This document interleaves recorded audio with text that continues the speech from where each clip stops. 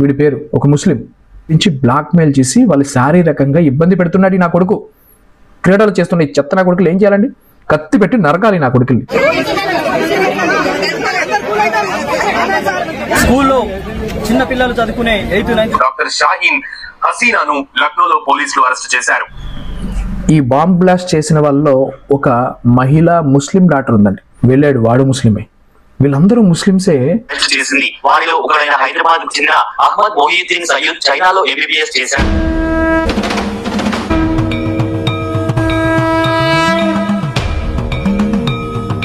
చంపేద్దాం మిత్రులారా, రండి మనం చంపేయాలి, లేదా వాళ్ళు మనల్ని చంపేస్తారు. రండి చంపేద్దాం. అసలు ఈ దేని గురించి మాట్లాడుతున్నానో మీకు చెప్పే ముందు అందరికీ జై శ్రీరామ్ మిత్రులారా. నేను మీ కేడియర్. జై కృష్ణ ధర్మరక్షణ. సకల ప్రాణికోటిని ప్రేమించి వాటన్నిటికీ బతికే హక్కు ఉంది అని చెప్పేది మన హిందూ ధర్మం. సకల మానవాళితో పాటు చెట్టుని, పుట్టని, జంతువుని, పురుగుని కూడా ప్రేమించేటువంటి ఉన్నతమైన మన హిందూ ధర్మం. కానీ అదే హిందూ ధర్మం ఆత్మహత్య అనేది మహాపాపం అని చెప్తుంది. తనను చంపడానికి వచ్చిన వాడిని ఆత్మరక్షణ కోసం ఎదుర్కొని తుదముట్టించినా తప్పు లేదని కూడా బల్ల గుర్తి మరీ చెప్తుంది మన హైందవ ధర్మం. అలాంటిది ఒక రాజ్య రక్షణ కోసం వేల మంది ప్రాణాలు తీసినా తప్పు లేదు ధర్మం కోసం. ఎందుకంటే కొన్ని లక్షల మందిని కాపాడుకోవడం కోసం కొన్ని వేల బలిదానాలు తప్పదు. అలాంటిది మన దేశం మీద, మన భారతదేశం మీద తల్లి కంటే ఉన్నత స్థానం మన భారతదేశానికి ఇస్తాడు ప్రతి భారతీయుడు. ఎందుకు అంటే కొన్ని లక్షల కోట్ల తల్లులు ఇదే నేల మీద పురుడు పోసుకొని బతుకుతున్నారు. వాళ్ళందరినీ కాపాడడం కోసమైనా దేశాన్ని తల్లి కంటే ఉన్నతంగా భావించక తప్పదు. అలాంటి ఉన్నతమైన మన దేశంలో కొంతమంది దుర్మార్గులు కొన్ని విషబీజాలు పురుడు పోసుకున్న మిత్రులారా. ఆ విషబీజం పేరే ఉగ్రవాదం. ఈ ఉగ్రవాదం ఎంత స్థాయిలోకి వెళ్ళిపోయింది అంటే కొన్ని కఠిన నిజాలు చెప్తాను మిత్రులారా. ఈ విషయం తెలుసుకుంటే నిజంగానే ఆశ్చర్యపోయి ముక్కుని వేలు వేసుకుంటారు. కానీ అంతకుమించి ఏం చేయలేరు అనుకోండి. ఎందుకంటే ఇవన్నీ మీ కళ్ళ ముందు పెడుతున్నా ఏమీ తెలియనట్లుగా బతికేస్తున్నారు. ఒక్కసారి నేను చూపించేటువంటి ఈ నిజాలు చూసిన తర్వాత కూడా మీరు అలాగే తడిగొడ్డేసుకొని పడుకుంటాము అనుకుంటే రేపొద్దున్న ఆ కత్తి మీ గొంతు వరకు వస్తుంది. ఆ విషపు చుక్క మీ కడుపులోకి వెళ్తుంది. ఒకసారి మరో ఇద్దరిని పోలీసులు అరెస్ట్ చేశారు. ఫరీదాబాద్ లో మరో ఇద్దరిని పోలీసులు అదుపులోకి తీసుకోవడంతో ఇప్పటి వరకు మొత్తం 9 మంది అరెస్ట్ అయ్యారు. పక్కా సమాచారంతో సెక్టార్ 56లో దాడి చేసిన క్రైమ్ బ్రాంచ్ పోలీసులు దాదాపు 50 నుంచి 60 కిలోల పేలుడు పదార్థాలను స్వాధీనం చేసుకున్నారు. జైషే మహమ్మద్ మహిళా విభాగం చీఫ్ డాక్టర్ షాహీన్ హసీనాను లక్నోలో పోలీసులు అరెస్ట్ చేశారు. ఇక ఢిల్లీ పేలుడు కేసును NIAకు అప్పగించింది కేంద్రం. నేషనల్ ఇన్వెస్టిగేషన్ ఏజెన్సీ ఈ ఘటనపై దర్యాప్తు చేసి దోషులను కనిపెట్టనుంది. ఇప్పటికే ఈ పేలుడు ఘటనను ఆత్మాహుతి దాడిగా తేల్చారు ఢిల్లీ పోలీసులు. ఆత్మాహుతి దాడికి జైషే మహమ్మద్ ఉగ్రవాది డాక్టర్ ఉమర్ పాల్పడినట్లుగా ఢిల్లీ పోలీసులు తేల్చారు. ప్రస్తుతం డాక్టర్ ఉమర్ సోదరుడు పోలీసుల అదుపులో ఉన్నారు. ఉమర్ వదిన, తల్లిని కూడా పోలీసులు ప్రశ్నిస్తున్నారు. ఇటు ఈ కేసు దర్యాప్తును NIAకు అప్పగించింది కేంద్రం. దీని వెనుక ఉన్నదెవరనే విషయాన్ని NIA కనిపెట్టనుంది. ఇక దాన్ని బట్టి కేంద్రం చర్యలు తీసుకోనుంది. కారులో పేలుడు పదార్థాలు తీసుకెళ్లి బ్లాస్ట్ చేసినట్లు నిర్ధారించారు. ఈ ఆత్మాహుతి దాడితో ఫరీదాబాద్ ఉగ్రకుట్రలతో లింకులు ఉన్నట్లు గుర్తించారు. అటు ఈ ఘటనపై అన్ని కోణాల్లో దర్యాప్తు ముమ్మరంగా కొనసాగుతోంది. పేలుడు జరిగిన కారు అంతకుముందు ఎర్రకోట సమీపంలోనే 2 గంటల పాటు పార్క్ చేసి ఉన్నట్లు గుర్తించారు. నేతాజీ సుభాష్ మార్గ్ లో పార్క్ చేసిన కారు అక్కడి నుంచి నెమ్మదిగా మెట్రో స్టేషన్ వరకు వచ్చినట్లు విన్నారు కదండి. ఢిల్లీలో ఒక కారు బ్లాస్ట్ జరిగిందండి. ఇది అందరికీ తెలిసే ఉంటుంది. కొంతమంది మొద్దు నిద్రపోతున్న వారికి మాత్రం తెలిసి ఉండదు. వారి కోసం మాత్రం ఈ వీడియో. అయితే ఇంతకు మించిన ప్రమాదాలు ఇంకా జరిగాయి. అవి కూడా మీకు చెప్తాను, ఈరోజు చెప్తాను మీకు. ఈ కారు తీసుకెళ్లి ఢిల్లీలో బ్లాస్ట్ చేసి సుమారు 12 మందిని చంపేశారండి. 12 మంది ఇప్పటి వరకు. ఇంకెంతమంది చనిపోతారో తెలీదు. 12 మంది ఇప్పటి వరకు చనిపోయారు. అభం శుభం తెలియనటువంటి మహిళలు కూడా 2 ఉన్నారు అందులో. ఇంకా పిల్లలు ఉన్నారు. ఈ బాంబ్ బ్లాస్ట్ చేసిన వాళ్ళలో ఒక మహిళా ముస్లిం డాక్టర్ ఉందండి. మహిళా ముస్లిం డాక్టర్ ఏదో హుందాగా, దర్జాగా, గౌరవంగా, ఎంతో ప్రేమగా బతికేస్తున్నట్టు జనాలకి మభ్యపెట్టి బతుకుతున్నంత వరకు, ఇంతవరకు ఇంతకాలం బతికేసినటువంటి ఆ ముస్లిం మహిళా డాక్టర్ 12 మంది ప్రాణాలు తీసింది బాంబ్ బ్లాస్ట్ చేసి. దానికి సహకరించిన వారు మళ్ళీ ముస్లింలే. కారు ఓనర్ ముస్లిమే, కారు డ్రైవర్ ముస్లిమే, ఈవిడితో కలిసి ఇంకొకడు వెళ్ళాడు, వాడు ముస్లిమే. వీళ్ళందరూ ముస్లిమ్సే. ఎందుకు ఈ దాడికి పాల్పడ్డారు? ఎందుకు ఢిల్లీలో బాంబ్ బ్లాస్ట్ చేయాలనుకున్నారు? ఉన్నతంగా చదువుకొని డాక్టర్ సర్టిఫికేట్ తీసుకొని కూడా ఎందుకు చేస్తున్నారు? వాళ్ళ బుర్రల్లో విషబీజం, మతం అనే విషబీజం ఎవరు నాటారు? ఇది ఎక్కడ తవలా? మొన్న మీరు పెద్ద సంచలనంగా మారింది విజయనగరం, హైదరాబాద్లో బాంబ్ బ్లాస్ట్ కోసం ప్లాన్ చేసినటువంటి వ్యక్తులు. అసలు ఉగ్ర లింకులు ఇక్కడ వరకు ఎలా వస్తున్నాయి? వాళ్ళు ఎందుకు పదే పదే క్షణక్షణం, గంటకి, రోజుకి ఎందుకు మన దేశాన్ని నాశనం చేయాలని చూస్తున్నారు?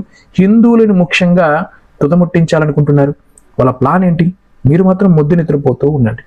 ఇంకొక విషయం మీకు వినిపిస్తా, వినండి మిత్రులారా. అనిపించాలి అలాంటి వాటితో మాస్ కిల్లింగ్స్ ప్లాన్ చేస్తున్నారు. ఆముదం గింజల విషం. ఆముదం గింజల నుంచి విసం అనే పదార్థం తయారు చేయొచ్చు. ఇది అత్యంత విషపూరితమైన protein. Chemical weapon convention CWC అనే ఒక ఇంటర్నేషనల్ ఆర్గనైజేషన్ ఉంది. ప్రాణాంతకమైన కెమికల్స్ ని గుర్తించి ఒక జాబితా తయారు చేస్తుంది. ఆ సంస్థ రూపొందించిన షెడ్యూల్ 1 జాబితాలో ఎక్కువ మంది వైద్యులే కావడం సంచలనంగా మారింది. ముందుగా గుజరాత్ లో యాంటీ టెర్రరిజం స్క్వాడ్ ATS ముగ్గురు ఐసిస్ సానుభూతి పరులను అరెస్ట్ చేసింది. వారిలో ఒకరైన హైదరాబాద్ కు చెందిన అహ్మద్ మొహియుద్దీన్ సయ్యద్ చైనాలో MBBS చేశాడు. ఆముదం మొక్క నుంచి తయారు చేసిన రైసిన్ అనే విష పదార్థాన్ని ఆయుధంగా వాడి ప్రజలను చంపాలని అతను ప్రణాళిక రచించాడు. ఓవైపు ఈ కేసు విచారణ జరుగుతుండగా అటు జమ్మూ కాశ్మీర్. చూసారండి, హైదరాబాద్కి సంబంధించినటువంటి ఒక డాక్టర్ వీడు చైనాలో MBBS చేశాడంట. ఆ తర్వాత గుజరాత్కి సంబంధించిన వాళ్ళు, వీళ్ళందరూ కూడా MBBS డాక్టర్స్. వీళ్ళందరూ ఏం చేశారో తెలుసండి? వీళ్ళందరూ ముస్లిమ్సే, ముస్లిం డాక్టర్స్ అనమాట వీళ్ళందరూ. ఇది ఎప్పుడు జరిగిపోలా, సంవత్సరాలు అయిపోలా. నిన్న ఈరోజు జరుగుతున్నటువంటి మ్యాటర్ అండి ఇది. నిన్న ఈరోజు జరుగుతుంది. ఈ డాక్టర్స్ అందరూ కలిసి ఏం చేశారో తెలుసండి? ఆముదం మొక్క నుంచి ఒక విష పదార్థం తయారు చేశారంట. కొన్ని వ్యర్థ పదార్థాలను అన్ని కలిపి ఒక విష పదార్థం తయారు చేశారంట. అది కొంచెం ఏ మనిషి అయినా తాగినా తిన్నా చచ్చిపోతారంట ఎమ్మటే. అలాంటి విషం తయారు చేసి బాటిల్ నిండా నింపి ఎక్కడైతే ఫుడ్ కోర్ట్లు ఉంటాయో, ఎక్కడైతే రద్దీగా ఉండే ప్రాంతాలు ఉంటాయో, ఎక్కడైతే దేవాలయాలు ఉంటాయో, ఏదైతే తిరుపతి, శ్రీశైలం లాంటి దేవాలయాలు ఎక్కడైతే ఉంటాయో ఆ దేవాలయాల ట్యాంకుల్లో వాటర్లో ఇది కలపాలని ప్లాన్ చేశారండి. మన భారతదేశంలో 1 కోటి మందిని చంపేద్దామని. దేవాలయాలు, హాస్పిటల్స్, రద్దీగా ఉండే హోటల్స్, ఇంకొకటి కాదు, 2 కాదు, స్కూళ్ళు కాదు, కాలేజీలు కాదు, అన్నిటిని కలిపి పడదొబ్బి మొత్తం అందరినీ మూకుమ్మడిగా చంపేద్దామని ప్లాన్ చేశారండి 3 ముస్లిం డాక్టర్లు. ఏంటి సమాజం ఎటుపోతుందండి? అసలు ఈ ముస్లిమ్స్ అందరికీ ఎందుకంటే మన దేశం అంటే అంత పగ?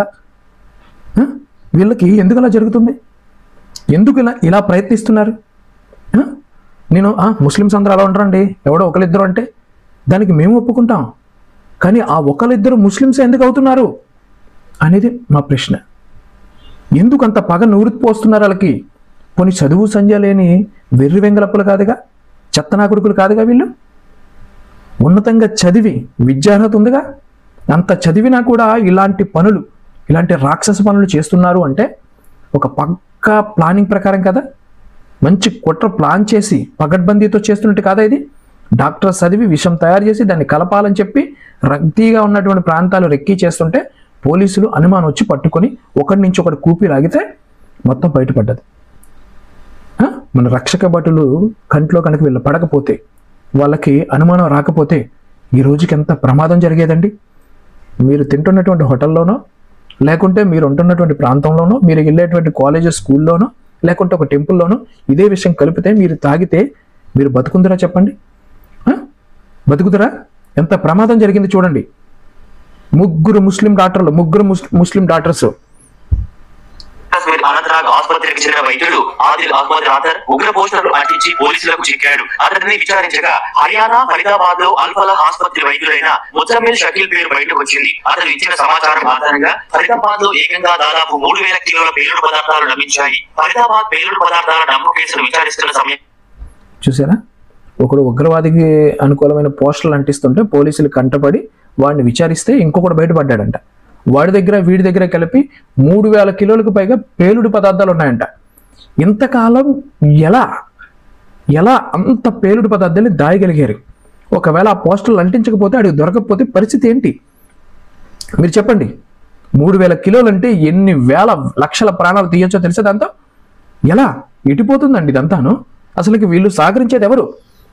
డ్రైవర్లు, వాళ్ళ తరపున ముస్లిమ్స్నే పెట్టుకుంటారు, డాక్టర్స్ని ముస్లిమ్స్నే పెట్టుకుంటారు, సమాచారం ఇచ్చేవాడు వాడే, ఇంటికి అద్దెకి ఇల్లు అద్దెకి ఇచ్చేవాడు వాడే, మొత్తం డబ్బు అందించేవాడు వాడే, అవసరమైతే చంపడానికి చావడానికి కూడా సిద్ధపడే కొంతమంది ముఠాలను తెచ్చుకునేవాళ్ళు కూడా వాళ్ళే. వీళ్ళంతా ఒక గ్యాంగ్గా ఏర్పడి కొన్ని వేల లక్షల మంది ప్రాణాలు తీయడానికి సిద్ధపడుతున్నారండి. వీళ్ళని రాక్షసులు అనాలా, పిశాచులు అనాలా, లేకుంటే మన దేశానికి పట్టిన పీడనాలా? వీళ్ళని ఏం చేయాలి చెప్పండి? ఇలాంటి వెధవలను ఏం చేయాలి చెప్పండి? ఇంత దారుణాలు చేస్తుంటే కాంగ్రెస్ పార్టీ ఎందుకంటే స్పందించదు?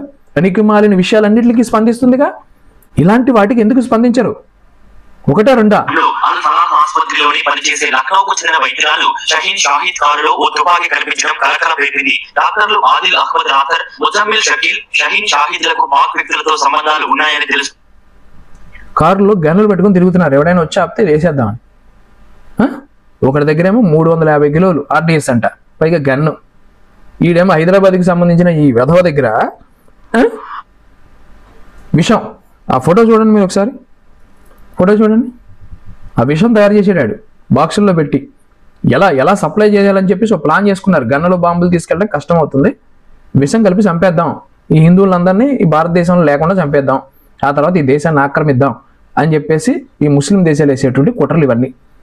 దానికి ఇక్కడ ఉన్నటువంటి ముస్లింలు, డాక్టర్లు, లాయర్లు, ఇంకా పెద్ద పెద్ద స్థానాల్లో ఉండే వాళ్ళందరూ కూడా సహకరిస్తూ వాళ్ళని పెంచి పోషిస్తూ దేశాన్ని నాశనం చేయాలని చూస్తున్నారు. మన గొద్ద కిందకి నీరు వచ్చేసినా కూడా ఇంకా గుర్తుపట్టకుండా ఎలా అండి? ఎలా ఇంతకాలం బతికేసేది? ఇది చూడండి, ఈ వీడియో చూడండి ఒకసారి.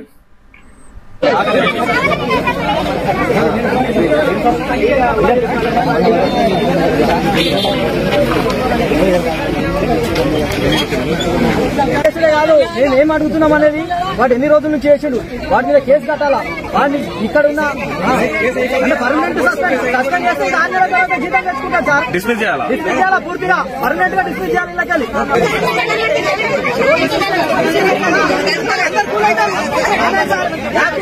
వ్యక్తి చాలా మంది చెప్తున్నారు, చాలా రోజుల నుంచి కార్యక్రమాలు జరుగుతున్నాయి. ఇన్ని రోజులు వ్యవస్థ నిద్రపోయిందా?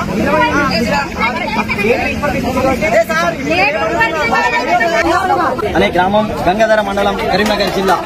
ఈరోజు ప్రైమరీ స్కూల్లో యాకూబ్ పాషా అనే వ్యక్తి స్కూల్లో చిన్న పిల్లలు చదువుకునే 8th, 9th, 10th చదువుకునే పిల్లల స్కూల్లో బాత్రూంలో కెమెరాలు పెట్టి 1 సంవత్సరం నుంచి ఈ రకంగా చేస్తుండ్రు. పిల్లల్ని పైన అసభ్యంగా ప్రవర్తించడం జరిగింది.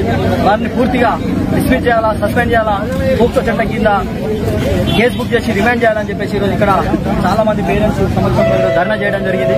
వాటిని వెంటనే తగిన చర్య తీసుకోవాలని చెప్పేసి డిమాండ్ చేయడం జరిగింది. చూసారండి, ఇది ఎక్కడ జరిగిందో తెలుసా?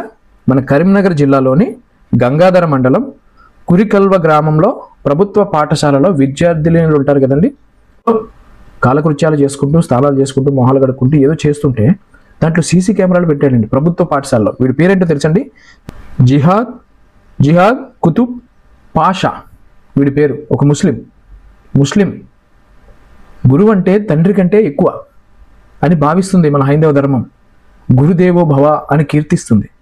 అలాంటి గురువు ఈ చెత్తనా కొడుకు విద్యార్థినులు వెళ్ళేటువంటి టాయిలెట్స్కి వెళ్ళేటువంటి బాత్రూంలో సీసీ కెమెరాలు పెట్టి వాళ్ళ వీడియోలు రికార్డ్ చేయడమే కాకుండా వాళ్ళని ఆ వీడియోలు చూపించి బ్లాక్మెయిల్ చేసి వాళ్ళు శారీరకంగా ఇబ్బంది పెడుతున్నాడు నా కొడుకు. ఇది ఎక్కడో జరిగింది కాదుగా, మన తెలుగు రాష్ట్రాలే కదా, మన కరీంనగర్లోనే కదా. ఇంత దారుణంగా దిగజారిపోయి రాక్షస క్రీడలు చేస్తున్న ఈ చెత్త నా కొడుకులు ఏం చేయాలండి? కత్తి పెట్టి నరకాలి, నా కొడుకుల్ని కత్తి పెట్టి నరకాలండి. వీళ్ళని జైల్లో పెట్టి పెంచి పోషించి ఇదంతా బొక్కబేరం మనకి. మన కూతుర్లు, మన చెల్లెళ్ళు లేరా? మన ఇంట్లో ఇలా జరిగితే మనం భరించగలమా? ఎవరికో కూతురికి, ఎవరికో చెల్లికో జరిగిందిలే అని వదిలేస్తామా? ఎంతమంది ఈరోజు బయటపడింది కానీ సరిపోయింది, లేకుంటే ఎంతమంది మన హిందూ ఆడపిల్లల్ని నా కొడుకు ఇలా చేతుడు చెప్పండి. మళ్ళీ వాడికంటే సస్పెన్షన్ అంట, అదే శిక్ష, నరికి పడదొబ్బాలి. ఇంకెన్ని చూపించాలండి మీ కళ్ళ ముందు? ఇంకెన్ని కళ్ళ ముందు చూపించాలి? ఇంకెప్పుడు మారుతారండి? ఇవన్నీ చెప్పేవాళ్ళు మేము ఎర్రోల్లా కనబడుతున్నాం మీ కంటికి. ఇవన్నీ చూపిస్తుంటే, మీకు ఇలా జరిగిందని చెప్పి చూపిస్తుంటే మీరేదో మతోన్మాదుల్లాగా ఎర్రోల్లాగా మీకు కనిపిస్తున్నాం. నేను ఒకటే చెప్తున్నా, కలాం లాంటి వాళ్ళని గౌరవిద్దాం, కానీ ఇలాంటి వెధవల్ని తెగ నరుకుదాం. అర్థమైందా? ఎక్కువ శాతం మంది ఈ ముస్లింలు ఎందుకు ఇలా తయారవుతున్నారు అని ఒకసారి ఆలోచించండి. ముందు మీ ప్రాణాలు కాపాడుకోండి, మీ మహిళలు కాపాడుకోండి, మీ ఫ్యామిలీలు ఆడపడుచులు కాపాడుకోండి.